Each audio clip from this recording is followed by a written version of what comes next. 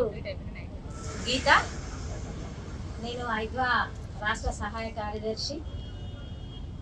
దాదాపు సర్వశిక్ష అభియాన్లో పనిచేస్తున్నటువంటి ఆపరేటర్స్ కావచ్చు, పిఆర్టీలు కావచ్చు,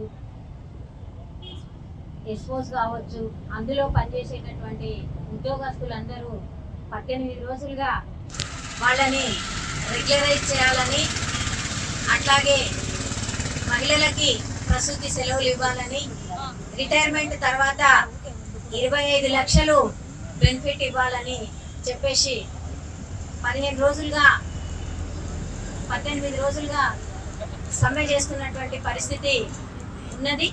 వాళ్ళు అడుగుతున్నటువంటి డిమాండ్స్ చాలా న్యాయమైనటువంటి డిమాండ్స్. ఆ డిమాండ్స్ కూడా ఆర్థికంతో కూడుకున్నవి కావు.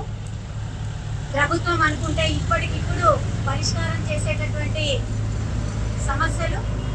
రేవంత్ రెడ్డి గారు, కాంగ్రెస్ ప్రభుత్వం అధికారంలోకి వచ్చే ముందు నెల రోజుల ముందు వీళ్ళంతా సమ్మె చేసినప్పుడు హన్మకొండ మహాసభలో వారికి మేము ఈ సమస్యలన్నీ పరిష్కారం చేస్తాం, మిమ్మల్ని రెగ్యులరైజ్ చేస్తామని మాట ఇవ్వడం జరిగింది.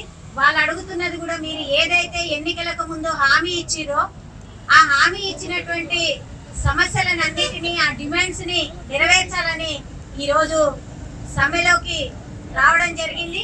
కానీ ప్రభుత్వం వీళ్ళు సమ్మెలోకి వచ్చే కంటే ముందే అసెంబ్లీ సమావేశాలు జరుగుతున్నాయి.